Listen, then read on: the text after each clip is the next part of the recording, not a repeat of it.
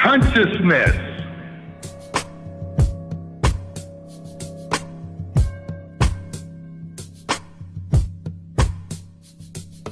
Without human consciousness, there is no world. It is the presence of human consciousness that brings meaning into the world. Without human beings in this world, conscious human beings in this world, in effect, there would not be a world. We bring the world into being through our consciousness. And through our consciousness, we create the world we live in. Out of the totality of reality, our consciousness cuts out a world that befits itself.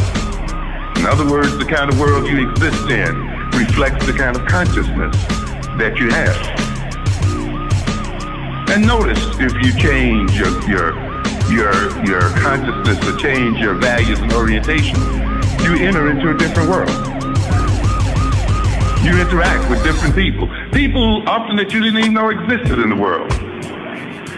Social situations that you might not have even recognized until you entered into a new level of consciousness. You see people, say for instance, who become addicted, say to crack or something, and now enter into a whole world and enter into a whole social system that before they became addicted, they hardly noticed. They didn't know what it was all about. And they picked up new friends and new relations, whole new ways of acting, whole new purposes in life. They lost old friends, broke with old families, all kinds of things. In other words, the consciousness, that addictive consciousness, brought into the world a new foreground and put other things into the background. Therefore, man's consciousness is a creative act. And the kind of consciousness you have will determine the kind of world you create. And consequently, when you look at the world that we live in, African people, we must recognize to a great extent it is a world of our own creation.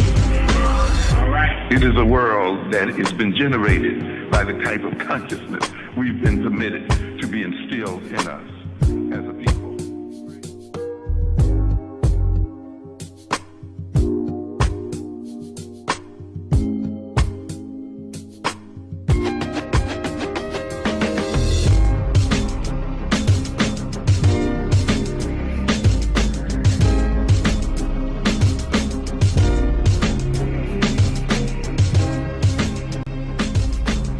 Consciousness